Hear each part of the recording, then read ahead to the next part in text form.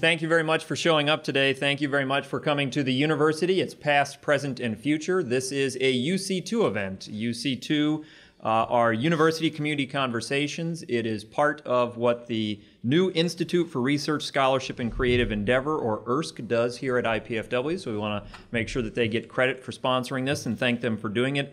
We also want to thank folks at CATV for recording it, making it available. We want to thank WBLI for also broadcasting on the radio, making it available to our friends at National Public Radio. And then also, of course, to the library for putting these things into the archive. To make it very simple, the goal of this discussion is to actually talk about the role of the university over time. And we have brought together what some might consider to be an interesting group of individuals to do that. We'll start all the way down at the far end from me, Associate Professor of History, Suzanne Levere. Next to her, Professor of Geology, as well as the Vice Chancellor for Academic Affairs, Carl Drummond. Then we have soon-to-be officially Associate Professor Jeff Melanson, also from History, and then Assistant Professor from English, Andrew Kopek. Thank you all very much for joining us. No one comes to these things to listen to me. They come to listen to you, and although our conversation is likely to go way, way, way, way back in time, it's guaranteed to go back in time, I think. I want to start with a relatively current question. What do you think defines a university today? That'll set us up for understanding maybe where we've come from. And let's go ahead and start at the far end of the table with Suzanne. Well, I think part of what characterizes a university today is similar to what characterized a university back in the Middle Ages, which I'll talk about a little bit later. But it all has to do, I think, with the sort of creation of knowledge and then the transfer of knowledge and sort of communities working together. And that really was something that, dates back to the Middle Ages, the idea of students working together in a community, learning from a master, questioning the master, the teacher as well, and coming up with new and innovative ideas. And so for me, it's all about sort of knowledge, learning, and innovation. Mm-hmm. Carl? University is anything that claims to be that, right, in the modern usage. So if you stand up an organization and claim it to be a university, then I suppose on some level it is. Suzanne's definition is correct, of course, but there are lots of institutions that don't do both of those missions, and many institutions, you might argue, do neither of those missions at all or very well, who claim university status. So the other aspect of it is that it's an organizational title, right? That a university is composed of colleges and schools, so it's an amalgamation of various branches of learning that have come together to create a single institution. But in its modern usage, it can mean most anything. Jeff? I would give a slightly more specific definition than it could mean almost anything. And say for me, when I think about a university, I kind of think of two interrelated activities. One is the teaching of disciplinary specific knowledge and skills. Students go and get degrees in certain things and learn, gain content knowledge and skills related to that particular discipline. But then universities also kind of paramount importance is they teach students more generalized knowledge and skills. This concept of the liberal education, and I think it's the melding of the two that is really what defines a university education as something of having value for people. And poor Andrew, after all of those answers, is there anything left that you could use? I mean, I think as we'll find, I'll tend to have more theoretical comments than specifics, but I think it's important, building on a word that Carl used a couple of times, to keep in mind that a university is an institution. And that's seemingly quite simple, but I have here some etymology of institution, if you could indulge me for a moment. But so from the Latin instituere, to institute means literally to cause to stand or stand up, to move something to standing, or at least the illusion of standing in one place. That is to say, something that stays. And so yet, on the other hand, the act of instituting implies the introduction of something new. And so to what extent can we think of the university as something that is a rupture, that is, that gives rise to something new, and then something that, by its very definition, seeks to perpetuate itself, to stand, right, going forward? And what strategies and practices does the university undertake to stand over time? I think it's something that I'm really interested in. Mm-hmm. And do you think, Andrew, that that's the definition, that works all the way back through time as well as today? Right. Well, I think I'm not sure I don't know if I can answer that specific question, but I think to consider an institution is to keep in mind that institutions are made up of overlapping organizations and have their own overlapping sort of commitments, values, and temporalities. So just to give you a quick example, the fact that the Modern Research University uses something that's called recitation, right? Like that's something that the classical education would have used to have the student regurgitate to the professor, classical grammar or something like that. So there are elements of, I think, everything we're going to talk about today that we still inhabit in some meaningful way today. Mm-hmm. Carl, you gave the broadest definition, but in some respects, some might say the most modern when you said it's whoever claims the title is a university. Is that true going back in time, or is that a more recent phenomenon? No, I think that's a more recent phenomenon. And I'll just add to that it may not be the definition that we wish it to have, but it is the way in which it's used now. And so, no, the nature of institutions of higher learning, which we can broadly call universities, have changed dramatically in American history and certainly before that. Mm-hmm. Well, unless either Suzanne or Jeff has a comment, let's go ahead and jump all the way back then to the first university, Suzanne. Where do we find it? Where is the first university? Well, if I could just add sort of talking about this sort of etymology idea and talking about the idea of university, I think Carl's right in that the definition is very broad today, but it was broad in the Middle Ages as well. Universitas, the word that university comes from, simply means community or all things or the sum of all things. It's a very general kind of term. And so I think it's perfectly fair to use it in a general way like a lot of people still do today. Mm-hmm. That being said, we can go back to these first universities. I'm going to try not to talk too much about them because it's very exciting, but I'm going to keep it very, very short here. The short answer is the first universities can be found in medieval Europe. Specifically, there are a couple of universities that would claim to be first. They would be in Bologna, which if you look at the map there, up there in northern Italy, and in Paris, and I think you probably all know where that is. And then Oxford is going to follow suit soon after. And these are all going to be considered universities by the 12th century, so the 1100s. But it's not going to be until the 13th century where we start to see, for example, kings chartering universities and giving them royal support. From the beginning, though, a lot of universities are going to be sponsored by the Catholic Church. All right, so we do have that kind of institutional background of universities. Universities are going to grow out of earlier educational institutions in the Middle Ages. So it's not like there's nothing and then all of a sudden there's universities.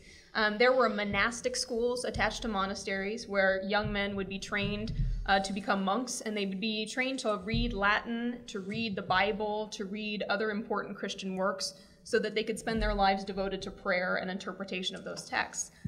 There are also schools attached to cathedrals where young men would attend, learn Latin, read the same stuff, but with the goal of going out and preaching to others and becoming clergy, so becoming priests in the medieval Catholic Church.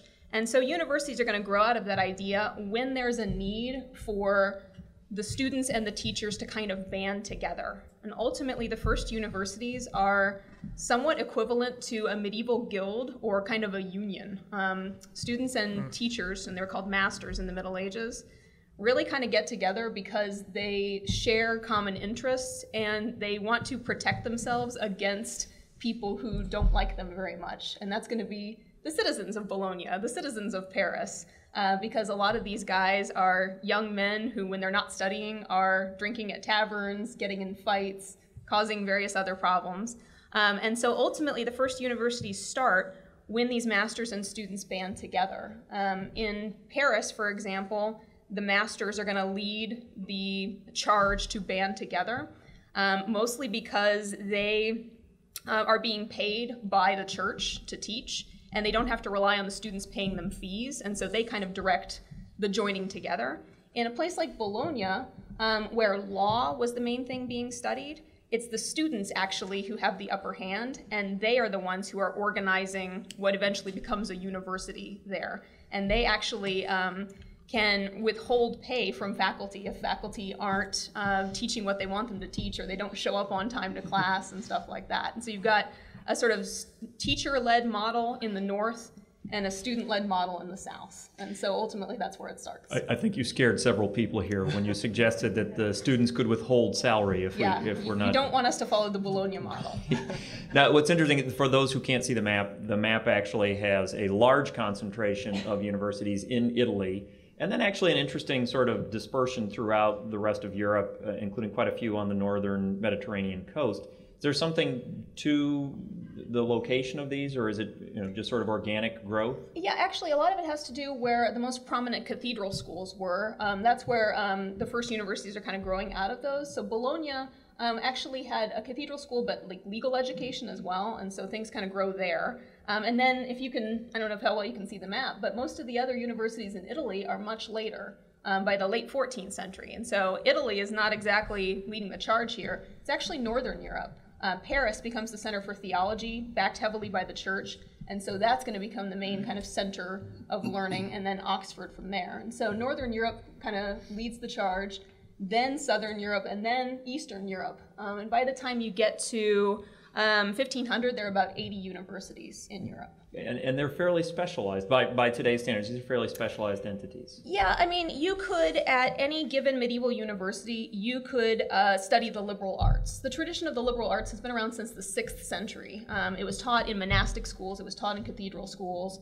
This whole concept of something kind of similar to what we do today, where the liberal arts is not just humanities type study, but it's also sciences. The liberal arts for medieval people included things like astronomy and music theory. And so they had this idea that you get the basis of your knowledge from grammar and rhetoric and really understanding Latin, and then you build on that with things like astronomy, music theory, and so on.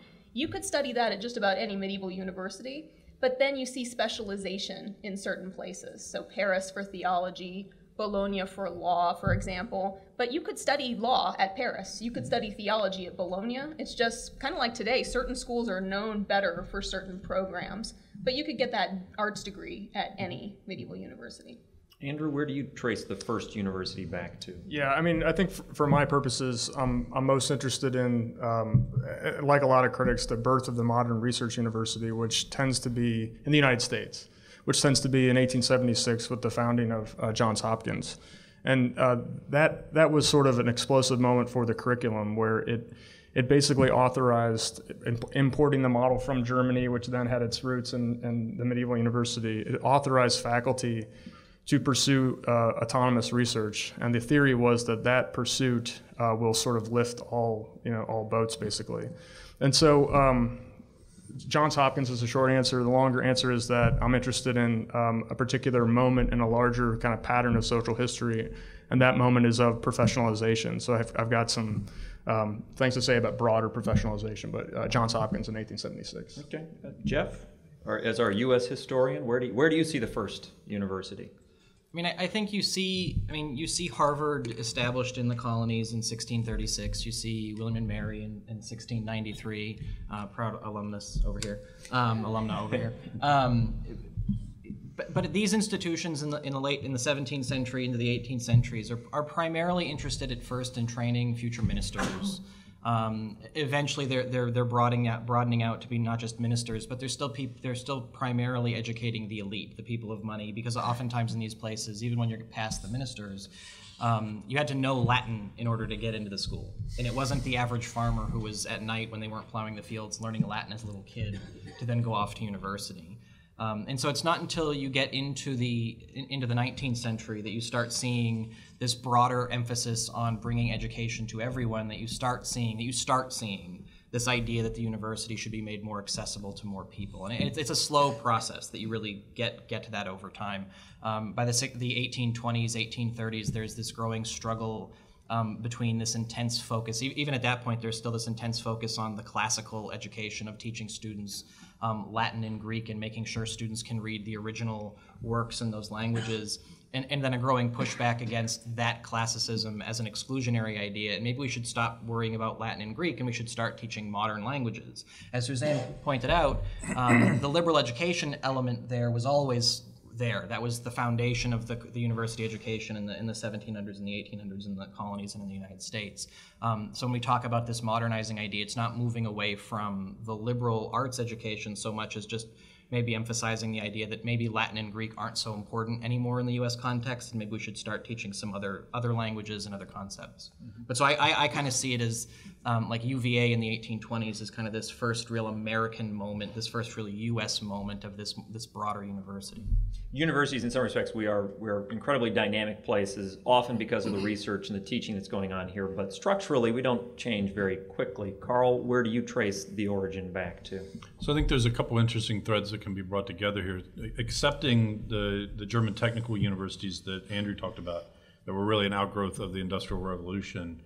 The universities of Europe were effectively owned by the faculty. So back to the University of Paris, the faculty controlled the university. When you come to the colonial period in the United States, there were no faculty. There were no faculty in the colonies. They didn't come to the United States. They had really wanted to stay in Europe, those most learned people. And so the leaders of the colonies recognized that in order to have institutions of higher learning, they had to create them themselves. And so what we saw in the United States at that time is the transition of ownership of the institution from the faculty to the trustees. And the trustees were sort of the leading citizens of the towns in which these institutions were created, who got together, developed the funding model, and chartered these institutions. And so in the United States, we have a very different organizational structure as a result of the fact that there weren't these groups of faculty that could cause an institution to be created. Mm-hmm. Today we deliver, obviously, in a variety of ways what we do here. It's online, it's television, it's still the crazy idea some people actually still come to the university and sit in a classroom. How were these courses that we're talking about delivered back in the day? How did you get to be a member, or more specifically, how did they actually deliver the product, so to speak? And we'll start with Suzanne again. Well, in the medieval university, the idea of lecture is sort of the foundation. So, that hasn't necessarily changed a whole lot. There's still the idea of, lecture courses being very important today. Lectures involved, though, close examination of short passages of text from authorities. One of the things that really characterizes a medieval university is the idea of following authority. And so you are going to read the Bible, you're going to read the works of the church fathers, people like St. Augustine and St. Jerome, early interpreters of the Bible. And then gradually, by the 13th century, you're going to see people, masters lecturing on the works of Aristotle in particular, and using that Greek philosophy to try to interpret the Bible in new and innovative ways. But the lecture was the foundation. But the medieval classroom went beyond that, and I think this is sometimes people don't really think about it this way because this is the image you might have of a medieval university, and this is an actual painting, a manuscript painting of a medieval classroom in the 14th century. You've got the master on this awesome podium thing here, which I wish we had something like that today, and he's lecturing to the students. But if you'll note here, they're following along in books, and this is how the lecture would work. The master would read the passage, the students would follow along, the master would illuminate stuff he would think needed to be clarified, and the students would kind of make notes in their books by the time we get to the 14th century. You can see that guy over there in the blue is asleep or really upset or something. There's a couple guys gossiping in the back, there's students talking in the back, and so not a whole lot has changed necessarily in the lecture format. But the medieval classroom went beyond this. From lecture, you would move on, lecture or reading, actually. The word is lectio, which means reading, but our word lecture comes from that. You'd move to disputatio, or disputation. The master would set a passage for someone to debate, a question for students to debate, sometimes ahead of time, sometimes not so much. Sometimes the master would say to the students, here's a question, go figure it out, do your homework, and then come back and we'll all debate it. Sometimes the students would come in and pose a question to the master and say, tell us about this. And you'd have this lively argument going on in the classrooms with people yelling at the master, fights breaking out among the students. And so our kind of static sense of only lecture in a medieval university isn't quite right. That's the foundation, and then you'd move on to the disputation, with the idea being you need to understand these arguments, you need to understand how people would understand the text or the ideas of the Bible in particular, let's say, so that you can explain these things to people if you were to become a member of the medieval clergy and go on and become a priest. And so that was the main kind of method that they followed, the sort of lecture beginning, and then the disputation after that. Andrew? Yeah, the question that I've been most interested in is related to my own discipline, which is, the history of literary studies, basically. And if I could just share a quick anecdote about a disastrous way to deliver the product from the late 1800s. And the assumption that this Cornell English professor was making in his book called The Aims of Literary Study was that the literary text is self-evident. And the reason that's disastrous is because the history of my profession is predicated on the fact that we need to explain through careful, close reading what the literary text means, right? So this is the anti-sort of professionalization model, and this is what he says. He says, how is the best response to the essential life of a poem to be secured by the teacher from the student? I answer, by the fullest interpretive vocal rendering of it, which I think means he just read it out aloud. And by fullest, I mean that the vocal rendering must exhibit not only the definite intellectual articulation or framework of a poem through emphasis, grouping, etc., but must, through intonation, varied quality of voice, and other means, exhibit that which is indefinite to the intellect. The latter is the main object of vocal rendering. And so, the fact that the professor's job is basically to perform through voices the poem itself, and that would be self-evident, is the direction that my profession gladly did not take. But there's an example of what not to do. Carl? Sorry we missed out on that poetry side. That would have been great, right? So I think one of the things that's really interesting here is that the nature of the work that was being done is around the concept of scholarship and the derivation of meaning from text. And it wasn't in any sense the notion of discovery, the creation of new knowledge in the ways in which we conceptualize that other group of faculty work that sometimes we call research, right? And so the definition of these terms and the nature of the work that's being done is derived from the institutions that practiced them. So we began early on with scholarship, and it continues to this day. But then with the German technical institutions, the notion, and then extending to the land-grant universities of the Morrill Act, the notion that institutions were to create products and processes that bettered life more broadly was a big change in the history of the university. Jeff, who would have attended the early universities here in the States? I mean, in the colonies and in the United States, it would have, originally it would have been primarily people training to be ministers. These would be the people who would need to know how to read the Latin, to be able to be conversant with dominant trends in the Anglican Church and the other churches back in Europe. By the 18th century, it's increasingly just people of greater means and greater wealth. So I think a lot. I'm a historian who studies the founding fathers primarily, and so by the time Thomas Jefferson, James Madison, these people are they're going to universities. They're going to William and Mary in Jefferson's case, Princeton in what becomes Princeton in Madison's case, and so it's people of means they're plantation owners, so they're not necessarily going to have an explicit career per se. They're training in law, but Jefferson's not really going to go out and make his living as a lawyer. He's going to go out and make his living as a wealthy plantation owner who happens to also be a lawyer. They're going to as obviously as the case would become, they're going to go on to be politicians and diplomats and people of that sort. And it's people who are entering into professions. It's people who are planning on going to be lawyers and things of that nature who are primarily doing that. I just want to add something quickly, picking up on what Suzanne was talking about, though, in terms of this idea of memorization and discourse and recitation.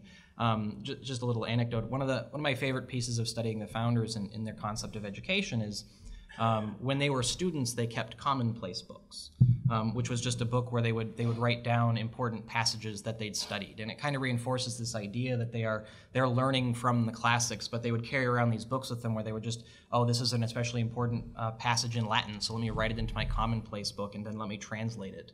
And so this is interesting both in terms of understanding the way they perceived what their education was, that these are just important passages that are going to shape my idea, but it also gives us great insight into, as students, what was it they thought was important. So it tells us how they were educated, but also the kinds of meaning they took from their education. We can actually see in that case, despite how old their education is and despite how limited by modern standards we might see their education as being, we actually get a much better insight into the meaning of their education to them than we can in many more recent cases. Mm-hmm. Andrew, who would have been learning how to understand literature through wonderful poetry readings? Right. Well, I just wanted to actually piggyback on what Jeff had said. This notion that the early universities, they would have basically scorned vocational concerns in favor of like liberal values. And so I've got a quote here from a college president who spoke of, quote, the gentle breeding as the primary concern of the university. And these faculty members and leaders saw the study of literature through classics as basically a form of acculturation of prestige, right, of social capital, and as training for what one author called the cultivated gentleman. So this notion that reading a poem would not make you a better accountant, but would make you a better gentleman, I think is something we've more or less gotten rid of today. Mm-hmm. Suzanne, who attended the early universities? If I could just add quickly something to what Jeff and Andrew were saying. Interestingly, I think with medieval universities, there's a kind of a mixture between this is something that, well-off men do and job training. Because a lot of the guys who went on to get the professionalized degrees like theology, medicine, and law are kind of job training. The liberal arts, the sort of Bachelor of Arts, Masters of Arts degrees wouldn't necessarily lead you to that. But in the Middle Ages, we're seeing what the historian Michael Clancy has called a transfer from memory to written record, and documents are becoming very important. Being able to write and interpret and kind of deal with documents is something that a lot of these guys would have gone on to do in the administrations of kings and aristocrats in the church and so on. And so there is kind of a professionalization job training thing that maybe we lost eventually to be kind of recovered in later time period. But to answer your actual question, the one I think answer that hasn't come up yet is a group who would not have attended a medieval university, colonial university, a 19th century university, and that's women. Women are not going to enter into the picture of universities until the 19th century. In the Middle Ages, the big reason for that is that people who attended universities had clerical status, whether or not they are actually studying theology. And so as a woman, you could not be a cleric, and therefore you are barred from that education. But another group who would not have attended a medieval university are the wealthiest men. If you were the oldest son of a wealthy aristocrat, you were managing the land, you were off fighting a war, you're not going to do it. It's going to be middle class men and sort of lower nobility, ambitious guys looking for new opportunities who are going to be attending universities, but they have to be able to afford it. Your poor farmers aren't going either. Carl, any comments? No. No? Okay. Well, then how about this? We'll move to the next question. What would you say is the most significant difference between the origins of the university and what we see today?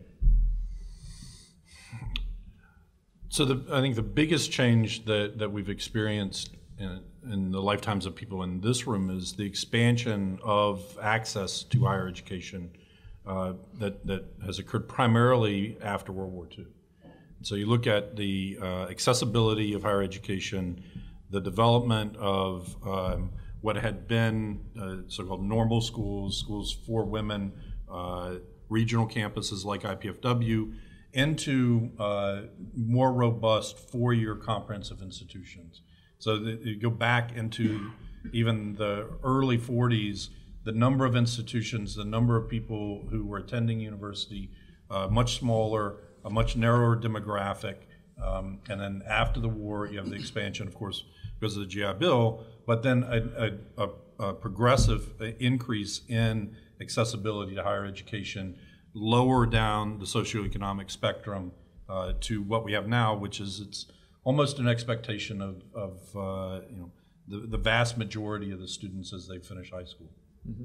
Andrew, what do you see as the newest member of IPFW up here? I think to go back to my interest in this sort of moment of professionalization in the late 19th century, that we can think of maybe pre-professional and professional, and I'm actually worried about now a post-professional period. But we can think about this notion of that knowledge is the purview of the professional, the trained specialist. I think Jeff's used the term discipline.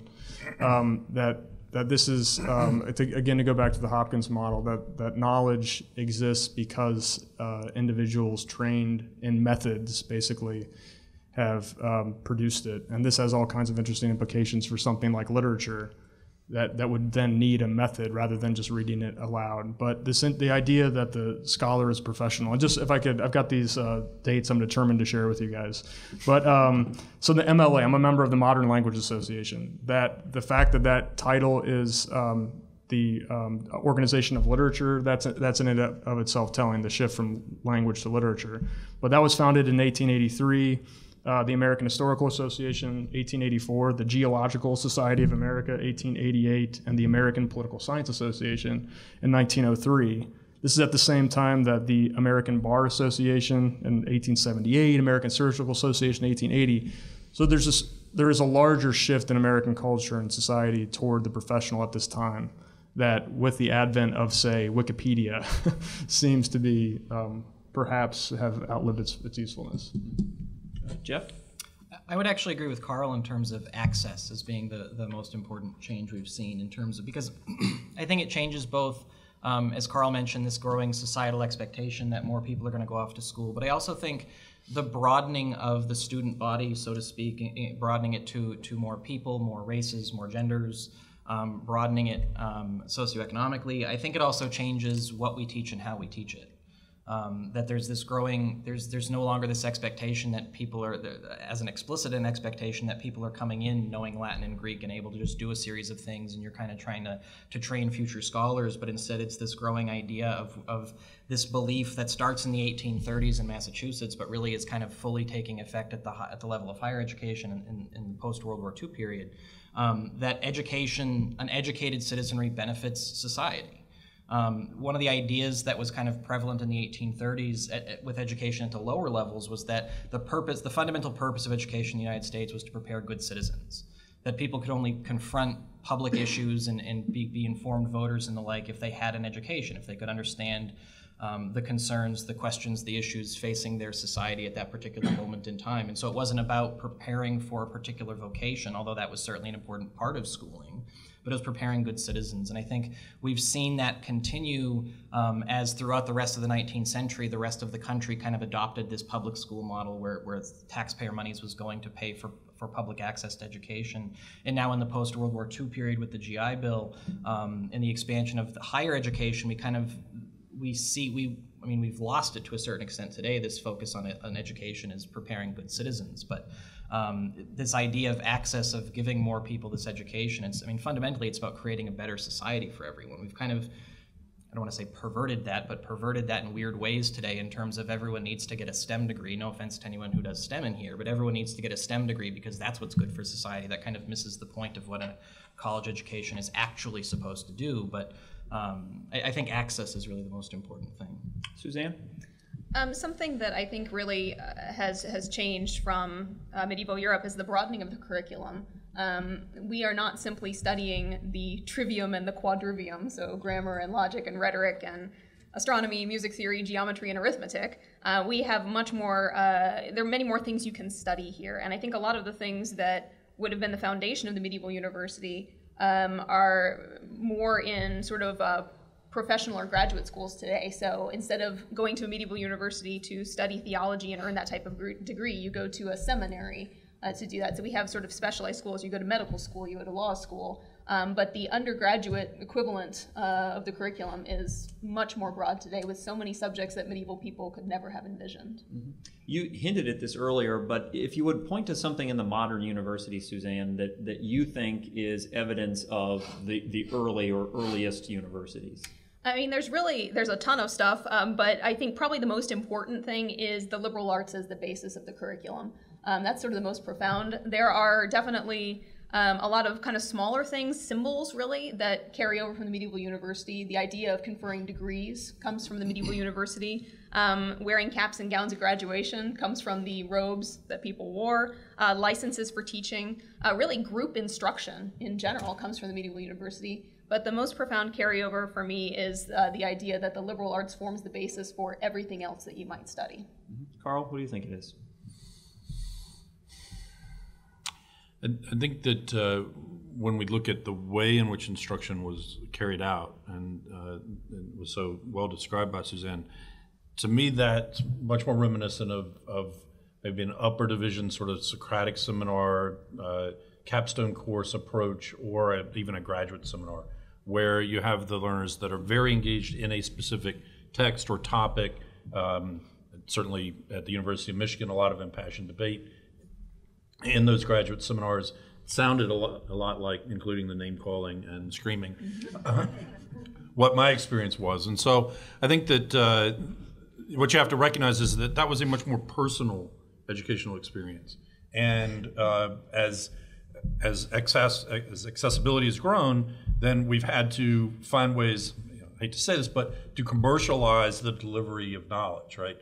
To in some meaningful way, advance learning to larger groups of people in efficient ways. And learning is an inefficient process. So those experiences that she described, I think, are those best characterized in the most advanced settings in the modern university. Jeff?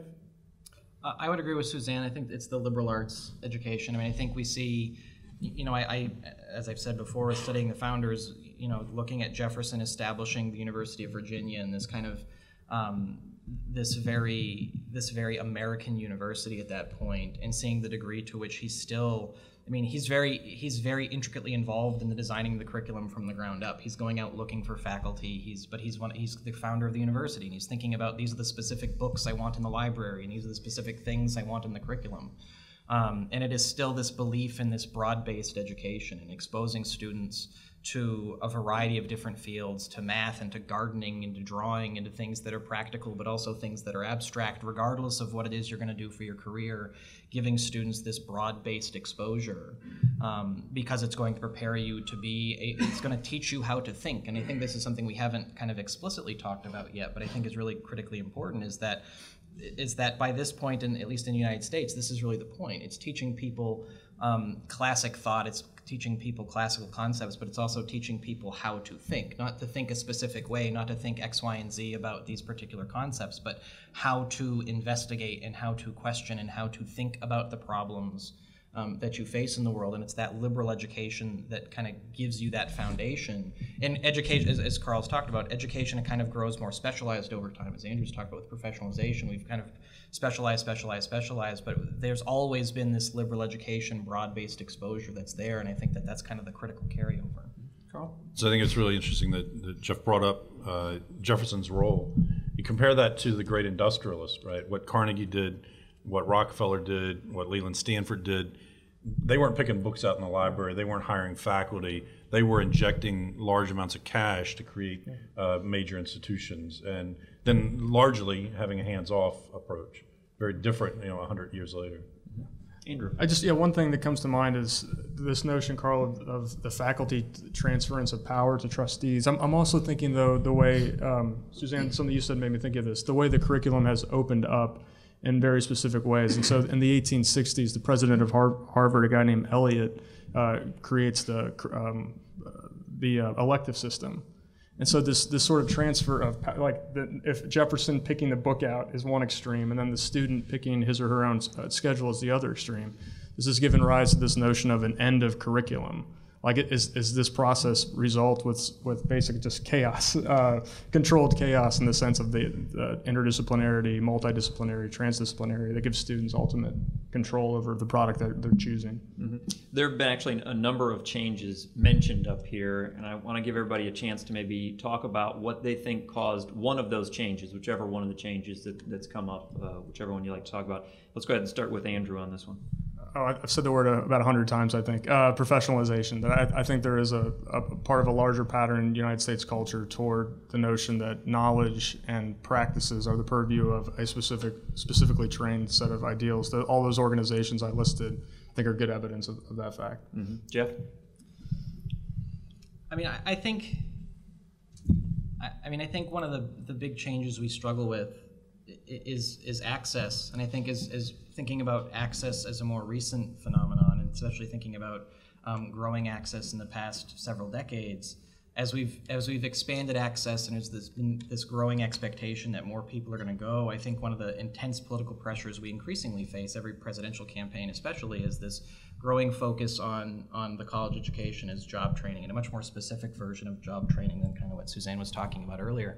And I think that on the one hand, that makes a degree of sense. Politicians want us to, if we're going to invest public monies in public institutions, we want to make sure that students aren't coming out with mountains of debt, that they're going to have a worthless piece of paper. But at the same time, I think that does a significant disservice to those students who are getting those college degrees, regardless of what those degrees are in, because the college education is more than just about preparing you to be an accountant or preparing you to be an engineer. And I certainly don't mean any negative implications for people who are training to be accountants or engineers, but if all you do from your college education is come out of it and you learn a set of disciplinary specific skills that don't prepare you to participate in society beyond your ability to have that job, then you've kind of failed yourself and your institution has failed you.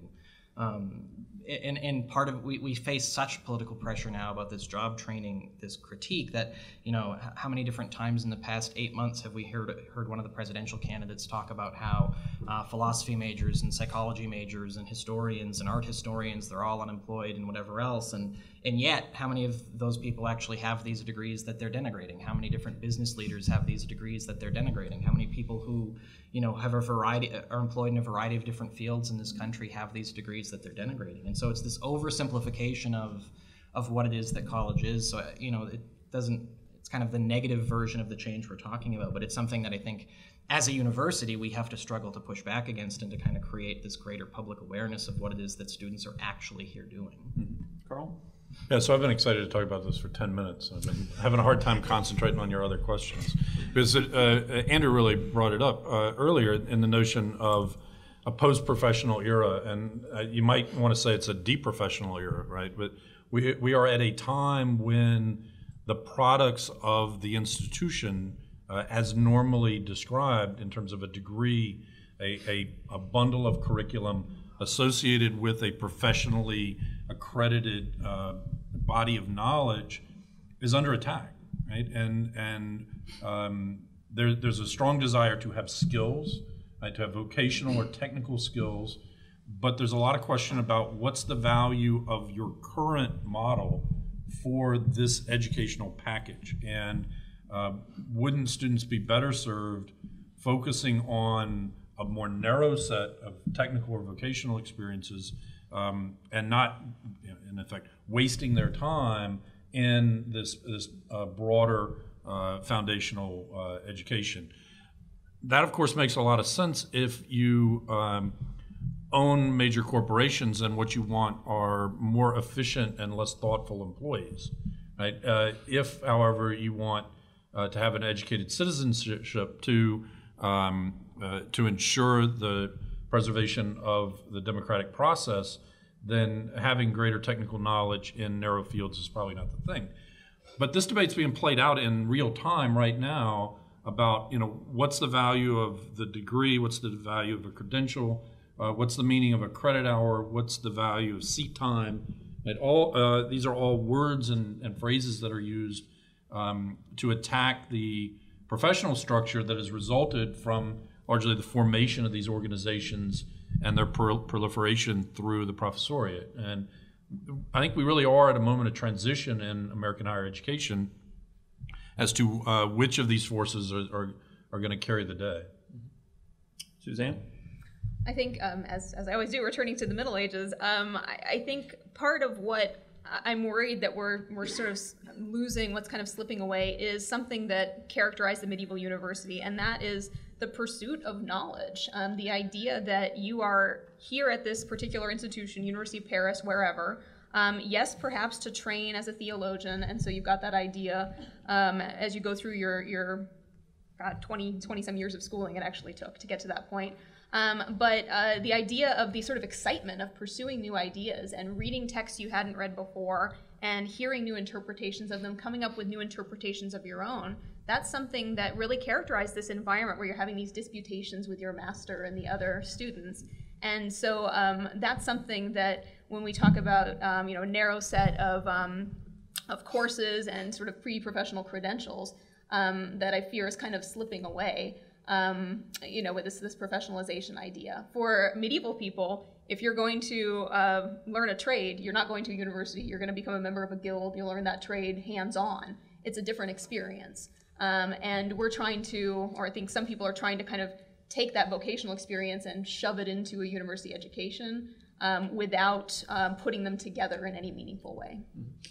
Eventually, I want to ask you, because the term knowledge has come up several times, and I want to get some idea of what that means to everybody. But before that, I want to talk a little bit about workforce development, since that's a theme that we all have brought up now. And you just said they're trying to force things together in not meaningful ways, or you said it better than I did. Elaborate on that a little bit. What do you mean by that? I think my concern is that you hear, as Jeff said, politicians and people who are benefiting from their liberal arts background and from their training in specific disciplines like political science or history or anthropology or whatever, and they are where they are in part because of that type of education. And we have some people who are advocating for coming to a university, following a program where you take a set number of classes that are all geared towards a specific job, and we're moving away from the possibility that a more kind of broad-based degree gives you of moving from job to job, experience to experience. Specifically saying you are going to be a nurse, you are going to be an accountant, and that's it. You have to take a couple of these general education classes, but you don't have to worry about a broad-based education. You don't need that stuff. And so that's kind of what I fear about the kind of smashing together of a pre-professional and a broad-based education. There are ways, I think, to do it in a meaningful way, but I fear that that's not necessarily happening, and there's so much pushback against the idea of, well, what does a broad-based degree actually get you? You're going to be working at Starbucks or whatever. Mm-hmm. Andrew, how do you discuss the point she's raised? Right. I saw an article in Inside Higher Ed recently that was making the point that the sort of major of the future might well be an amalgamation of the liberal arts with some specific skill training. And so I went to Ohio State. I think they have this new major, like it's an integrated math major with the English department. And it's this notion that the broad flexibility of the liberal arts with this very specific sort of knowledge of skills. And so I think that there is room for us to imagine this in productive terms rather than, say, in crisis terms. But I think what makes many of us uneasy, not to speak for the panel, but what makes me uneasy is the sort of what I imagine to be driving these kinds of conversations, which is devaluing the pursuit of knowledge for its own sake, the pursuit of curiosity-driven questions, these kinds of things. Jeff or Carl, you want to jump in? I mean, Jeff, I kind of think about two things when I think about this workforce development issue. And the first is that when you see surveys of hiring executives at private corporations, nonprofits, the kinds of skills they want people to come out with are not the kinds of skills that you develop in these very precise industry-specific educational fields. It's not, we wish our engineers came out with better engineering skills. It's, we wish our engineers came out with better writing skills and critical thinking skills and communication skills. You don't develop those skills by taking more courses in engineering. You develop those skills by taking more courses in the broad liberal arts. But the other piece of this that I think is really short-sighted on the part of politicians is that you want to push people into taking more and more and more really precise professional classes, and yet we keep talking about the fact that our economy is an economy in transition, that the jobs of today are not going to be the jobs that exist 10, 15, 20 years down the road. And if you all you do is give your college students this really precise, in the moment, in the now education, you're not preparing them to adapt to the future. The way you prepare them to adapt to the future is by preparing them to be good thinkers, is by giving them a broad-based education. Certainly that might be heavy in the technical components now, but it's also teaching them how to be integrated learners going forward, how to teach them how to think moving forward such that they can adapt and they can develop and they can progress in the fields they've chosen, or they can more easily adapt to new fields. And I think that's the short-sightedness of this kind of intense political pressure and workforce development we face now. I'd say the other part of that, though, is that you have to think about the expectations of the students. And as higher education is accessible more broadly across the socioeconomic spectrum, there's a strong desire on the part of the participants in higher education to gain value from that experience, immediate value, right? And so there's lots of studies that show first-generation students tend to direct themselves, independent of political pressure or anything else, towards professional programs, towards technical programs that have a clear job market that will result in employment.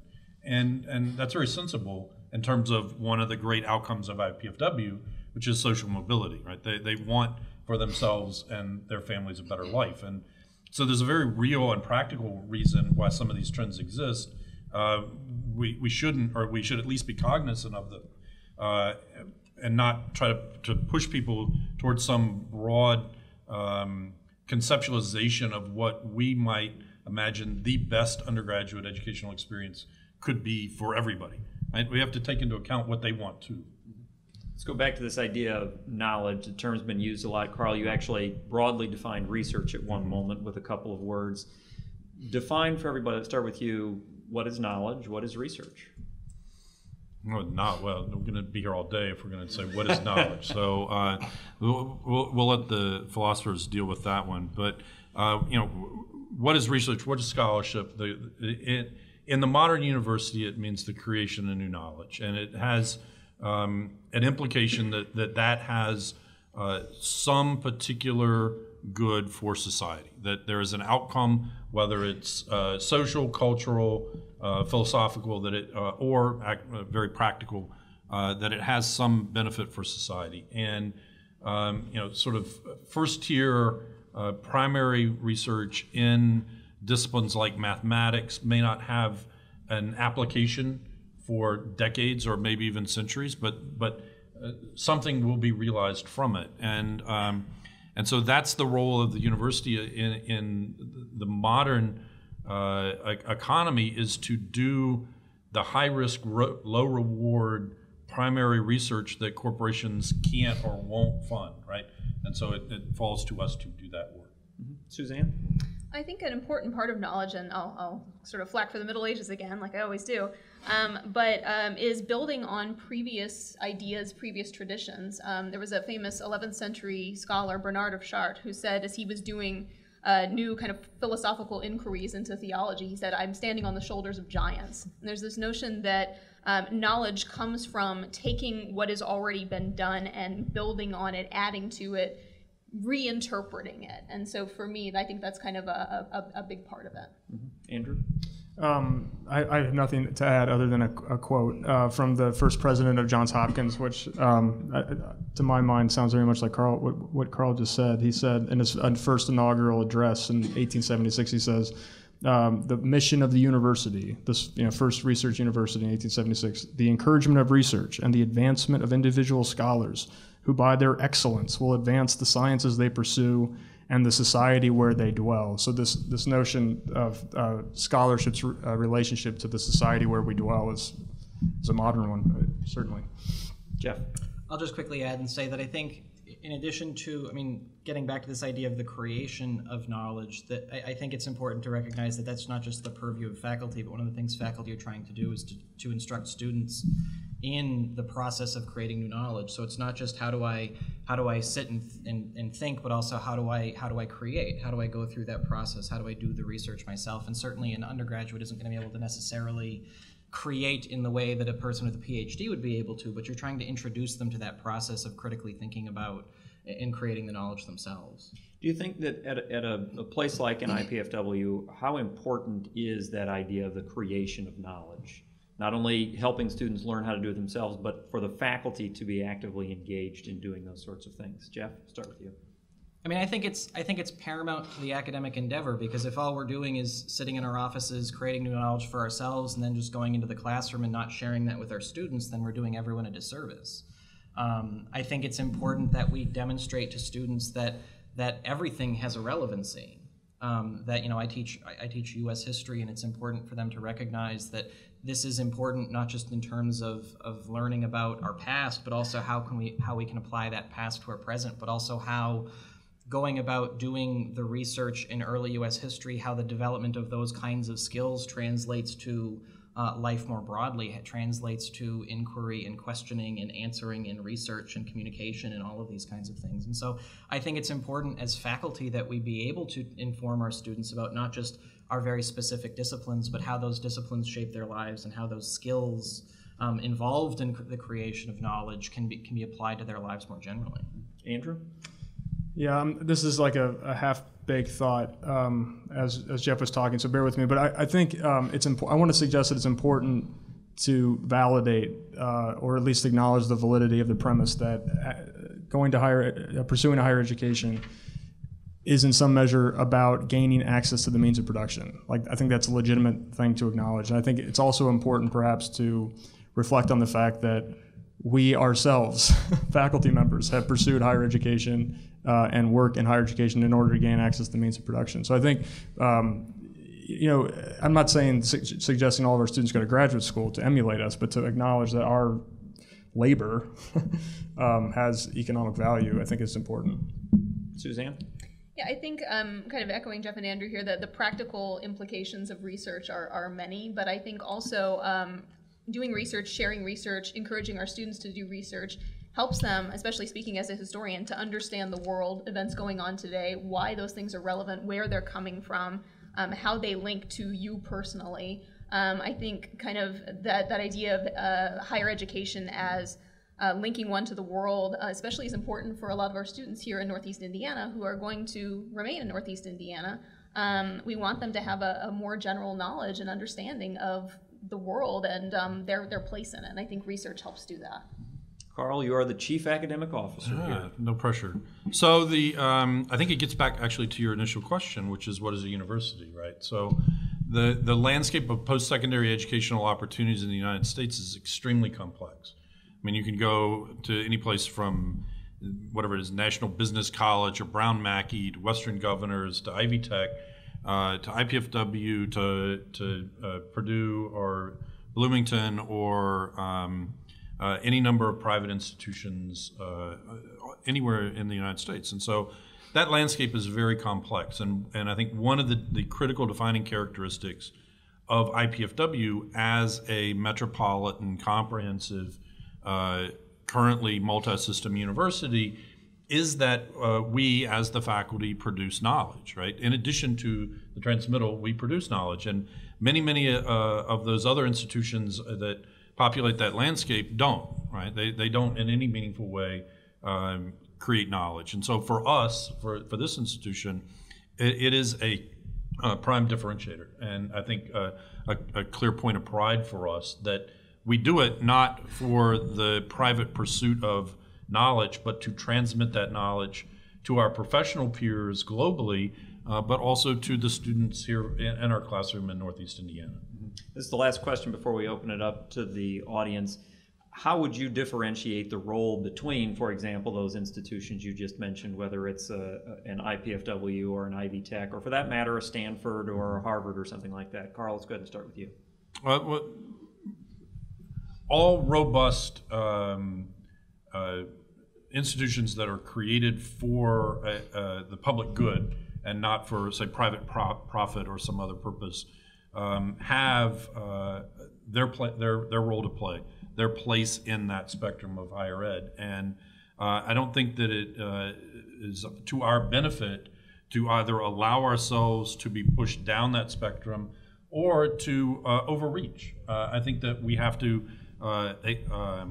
understand where this institution lies in that range of missions, embrace that mission of both the creation and the transmittal of knowledge, and try to maximize those opportunities that we have. Mm-hmm. Andrew?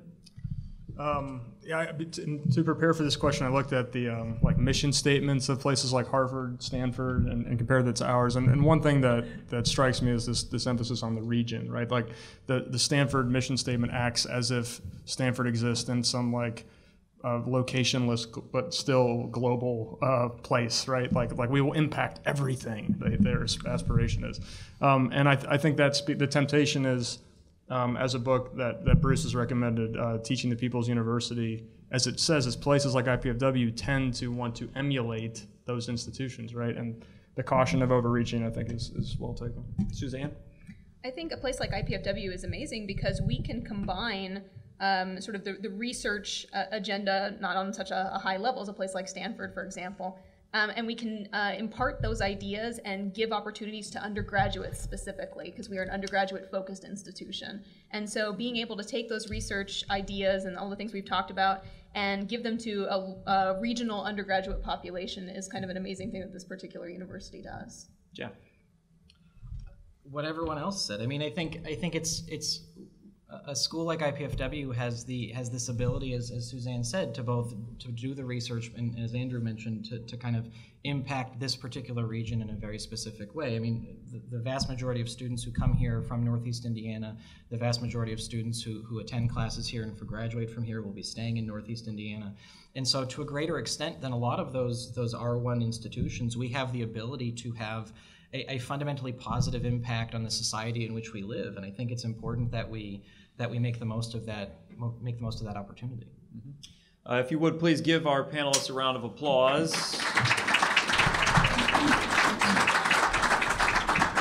And now let's go ahead and open up the floor to questions. Steve.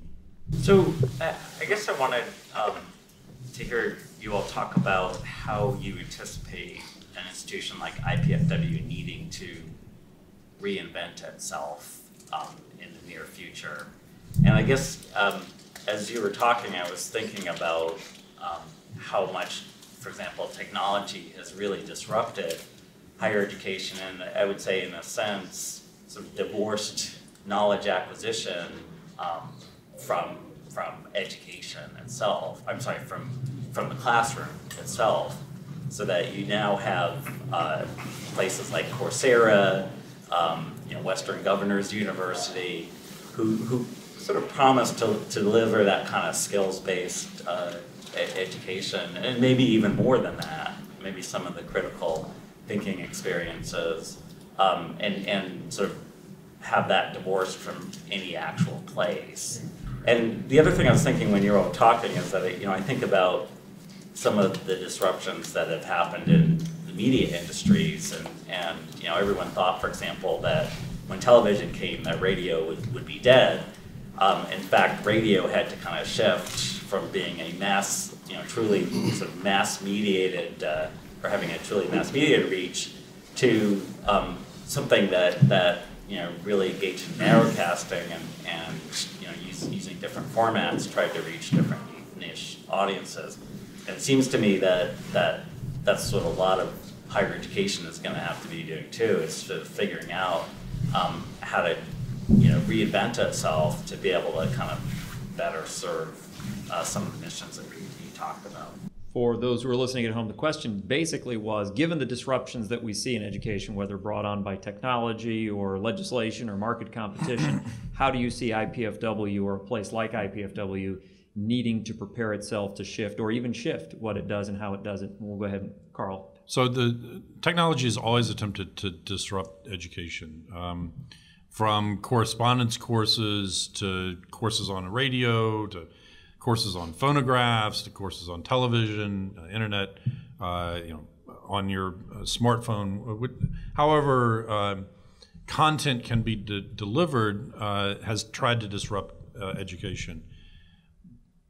And to some degree, they've added some value at each step. But in the end, learning is a social process. And if it weren't, then everybody would have encyclopedia at home, and we wouldn't have all the things that we have today. We would have stuck with that approach, right? And so as long as learning remains a social phenomenon, people will need to get together in groups to do it, and institutions of higher learning are the natural place to do that.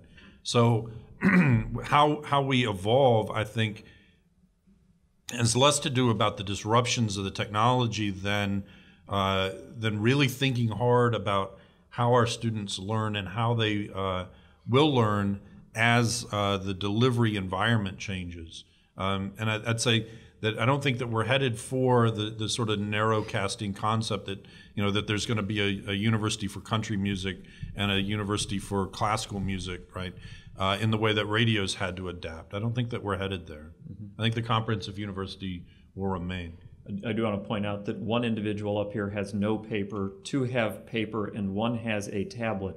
Wonderful technology right at your fingertips. Jeff, do you have a comment here? I do, actually, yes. I actually want to pick up on something Carl said earlier, which was this idea that IPFW, and we have to recognize where we are in the spectrum of available universities, and that we create knowledge in a way that a lot of the other competitors we face now don't. And I think one of the things that we need to do is less about reinventing ourselves, and it's more about recognizing that we exist in a much more crowded marketplace. And a lot of that marketplace is preying on the fact that most high schoolers or most adults who never went to college or started college but didn't finish don't fully appreciate what it is that college does, what it is that's important about knowledge creation, why someplace like IPFW might be a better choice than Western Governors University. And I think one of the things that we need to do is we need to do a better job, and by we I mean IPFW, but I mean higher education more generally. We need to do a better job of marketing what it is that is important about a college education at a real life college or university, and not at some of these online for-profit institutions. What the actual benefit for people is from earning degrees and taking classes at institutions like this. And so it's not so much, I mean, certainly we're constantly going through a process of reinvention on a smaller scale, and I think that's good. But I think we need to do a better job of conveying to the world, conveying to the country, conveying to the citizenry what the value of attending college is compared to just taking classes at the University of Phoenix or the Western Governors University or whatever else. Any other questions? Shannon? They're going to do that no matter what. Yes. I'll ask one. I'm curious about the nature of so-called state universities, such as IPFW, where you have legislative bodies that are making decisions about universities as if they were financially responsible for the university. But they no longer have the financial responsibilities that they've historically had. So, for example, I think, Carl, correct me if I'm wrong, doesn't Purdue get about 6% of its operating budget from the state? So the state has invested 6% in the institution, yet they seem to have a rather oversized role in the administration of the university. It doesn't seem that anybody's really concerned about that. And I just wonder, should folks be concerned with the state having less and less responsibility for the financial livelihood of an institution? Should the state have such an oversized role in the policies of the institution and the administration and running of the institution? The question is basically pointing out that state legislature, state governments in general, are providing a shrinking amount of funds to universities, yet at the same time seem to be exerting more and more pressure on what universities do. Is this something that we should be concerned about, or how do we make ourselves aware of it and adapt to this real life situation? And this seems to go to the root of the university itself, where at the beginning Carl noted that what makes American universities different is that you have these community leaders who are providing the financing for it, and they are making decisions. Historically, you had the faculty making, and now we're kind of in this situation where the financial elites are making decisions but not providing the support. Carl? So it may seem like a new issue, right, because it's come to the fore in the last few years, but even 25 years ago when I was a grad student at the University of Michigan, the faculty senate at that time passed a resolution to dissolve the relationship between the university and the state of Michigan for the very reasons that you say. Of course, it didn't come to be. I think at that time their budget might have been 2%. So I think we can push against that, but in conversations that I've had with politicians, last summer the State Budget Committee was on campus, and there was conversations about funding of higher ed and funding of IPFW particularly. And at that time, it was pointed out pretty aggressively to me that, the state pays a certain amount in terms of base funding for the university, but a significant number of our students attend the university on 21st century scholarships, and the state sees that as their money as well. The politicians also see that they have an interest in representing the broader public and the institutions that have been chartered, and representing the students and their parents who attend university. And so I think that they see their role as providing a broader level of oversight beyond just purely financial. Will Hiltig, I know there was a question over that way.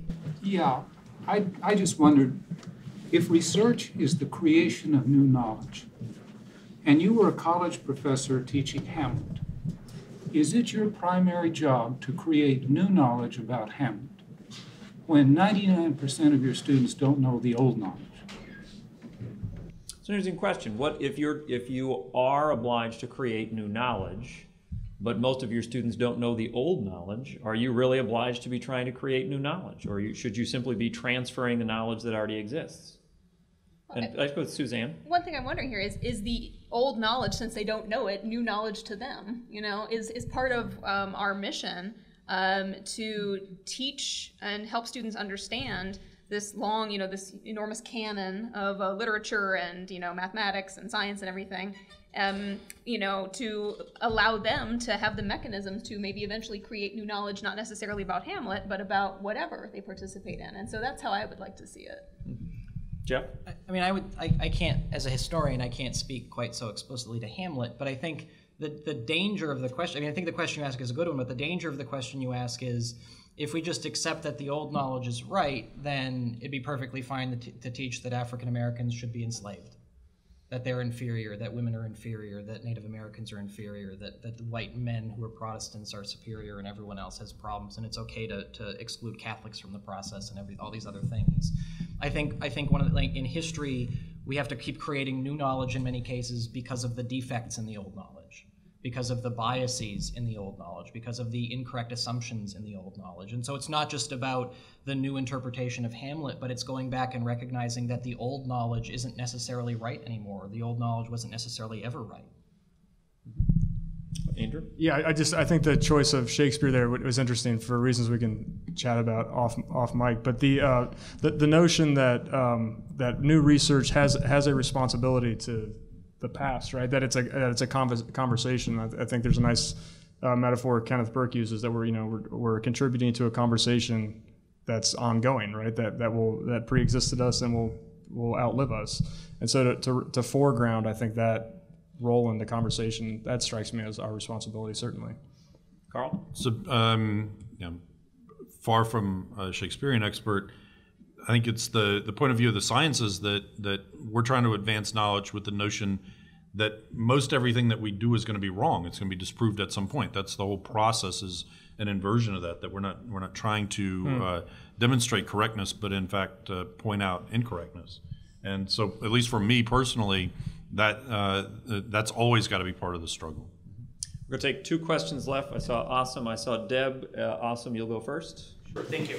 I'm having trouble kind of distilling a trend going on from here. So I'm just going to put the thought out, and I'm wondering what you would say about it. So there's a trend, I mean, thinking about IPFW and as an example with the 4-year plan, get students out while the community or the students that we serve and are enrolled in our campus are kind of, having their own life issues and struggles with this and so on. I also think about the national scale, thinking about how, universities or colleges are all about the jobs, as you very clearly mentioned earlier. President Obama basically visited, Ivy Tech campus in Indianapolis and other, 2-year college campuses and so on. So am I wrong in assuming that there's a bit of an undertone of some class struggle there where, let's produce worker bees and let's take away intentionally, but let's not care as much about producing people who are critical of the system. I'm noticing with students or people in general, all the younger generation, they're pretty complacent with what's going on and not really having, a fervor to kind of attend a university and be on campus politically engaged or socially engaged. Just a thought. What do you guys think?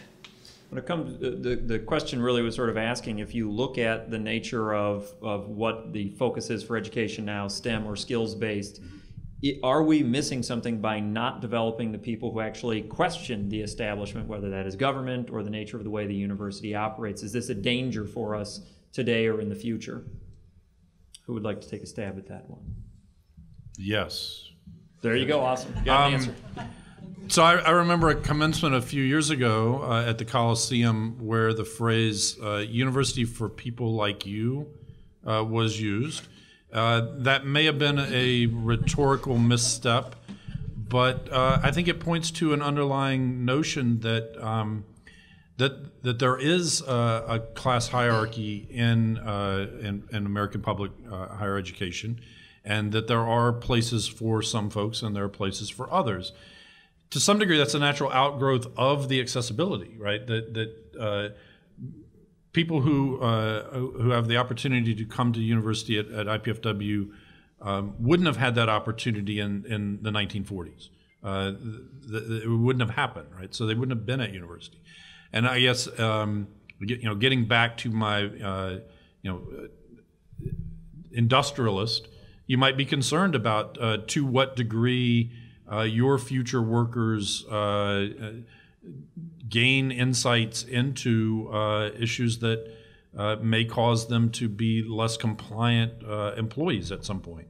I mean, that's certainly a way to look at it, but I don't think that that's necessary. That it would be interesting if it could be proven that the powers that be, the political and financial powers that be, have taken that direct and draconian set of steps. I think it's more the notion of we would like people to come to work with the skills that we need and 4 years experience, right? And the quicker we can get them into the workplace, the aging of the American workforce, I think, is a great concern to these people. And so the efficiency of higher education rises to high levels of interest to them because they need to replace workers. And if it weren't for immigrants, the United States would have a declining population currently. And so the challenges, the sort of large-scale mega economic challenges of the United States are very real. And the American higher education system is, I think, slowly responding to those challenges. Jeff? To give the very quick and super cynical answer that I don't fully believe in, I think, as Carl alluded to, business leaders, business owners benefit from the highly skilled workers that come out regardless of the broader education they receive. And I think a lot of politicians don't benefit from a highly educated citizenry either. I think if you look a lot of public opinion polling that they do when they investigate college attainment, people with degrees vote certain ways, vote for certain candidates, and people with less education tend to vote for other sets of candidates. And that's not to say people with an education prefer one party over another party, but even within a particular party, people with greater education tend to vote for certain kinds of candidates. People with less education vote for other kinds of candidates. And so you see there's people with lots of vested interest in not seeing a highly educated citizenry, or the education being a very specific vocational kind of education. So like I said, I don't completely believe that fully, but I think there is something to that. Mm-hmm. And last but not least, Deb. Gosh. No pressure. No pressure at all. I was wondering if you guys could talk a little bit about the role, both in the past and in the present, of faculty members as public intellectuals. So people who have the opportunity to influence public opinion, to impact ways of thought generally, ways of conceptualizing the world we live in. And if I may throw in a historic anecdote of my own, I was prepping for my lecture tomorrow on the scientific revolution and was struck that many of the leading lights, Copernicus, Kepler, Galileo, Locke, were all university professors. But you look at the trajectory of people like poor Kepler and Galileo, and as professors, they were barely paid anything. They were limited by what their students wanted to learn. And it wasn't until, for example, Galileo finds patronage by the Medicis in Florence that he leaves his university and goes off to actually become Galileo. So all of that leading up to my question. Do you think that the institution of the university itself either limits or facilitates our opportunity to get out there and be kind of paradigm changers? Or do we have the opportunity to really get out there and shape public opinion? Are we doing that? Have we been doing that? Or are we kind of bound by what the university expects us to do and expects us to say that we're not even able to get out there and change the world? The abbreviated version of the question, is there a role for faculty members as public intellectuals? And what exactly does that mean? Carl, go ahead, Andrew. Go ahead, Andrew. Just really quickly, historically, the moment that I'm interested in, like from pre-professional to professional, the people with prestige in literary culture were editors of, say, Atlantic Monthly, were part of the Harvard scene, were leading intellectuals, right? People would have known them. And then the shift to the English professor in his study, right? Exactly, covered in dust, right? That was a shift toward anti-engagement, it seems. And now I'm just imagining like the way people talk about achieving status as a public intellectual. That's like to be a rock star, like in English studies, right? That's like Stanley Fish. He writes for the New York Times, so it just seems like it's such a rare model, if not even attainable, I guess, in my disciplinary sense of that model. I can always aspire, Deborah. Yeah. Carl. So I think there's external and internal factors that impact that. One is that as disciplines have spread out into subdisciplinary microfields, the interest and the capacity of faculty to have that broad impact, I think, has been challenged. I think locally, institutionally, we as a group of faculty have put so much pressure on ourselves to achieve high levels of scholarly attainment, to assess student learning in our classrooms, that we've put emphasis on things that haven't been community engagement and the kind of work that public intellectuals would engage in. And then I think the third thing, to pick up on what Andrew said, is that there are sort of two ways in which you do that, right? Which is the Stanley Fish, Noam Chomsky approach, right? Where you really impact culture at a high level, or you write a book on popularization of history, right, on the Lewis and Clark Trail or something that gets millions of readers, but really makes no meaningful contribution to the knowledge of history. Now, he wrote a great book, and you all should buy it. And it's not like that at all. But that's the you have the same kind of thing in the sort of popular scientist sort of folks, right? They're not really contributing to knowledge more broadly, and lots of academics look down on that.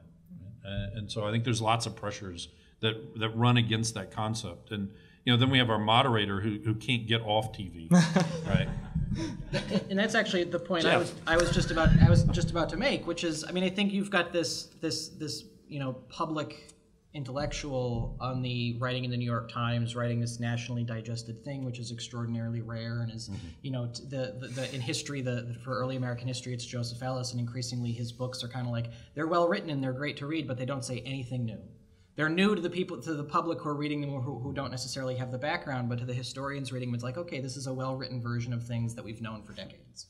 But at the same time, on the more local level, I mean, how many IPFW faculty in the average year are interviewed on the local news to comment on particular stories? Mike Wolf, every election season, is interviewed a great deal by the local news, the newspapers, the TV stations. Andy, as Carl said, is on TV constantly, being talked to about various different public questions, public issues.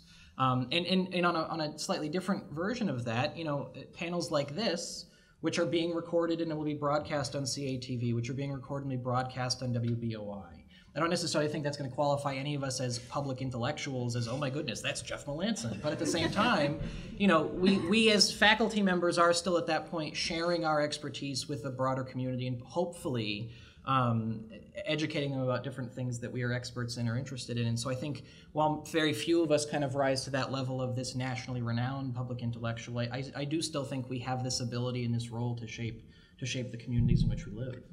Again, I think that's the strength of a regional university like IPFW. We can be the public intellectuals for this region and, communicate ideas through, media, through Shannon, I think he's gone, but he'd be happy to mention, at Science Central through programs that we're doing. And we can be a public intellectual sort of on that smaller level, if not on like a national or a global level. I know I'm going to say, oh my gosh, that's Jeff Melanson next time I see him after this is on WBOI. If you would give them a round of applause, please. And if you would give them a round of applause for showing up here and listening to us. Remember, this was a University Community Conversation event brought to you by the Institute for Research, Scholarship, and Creative Endeavors. Thank you very much for joining us, and please join us again next time.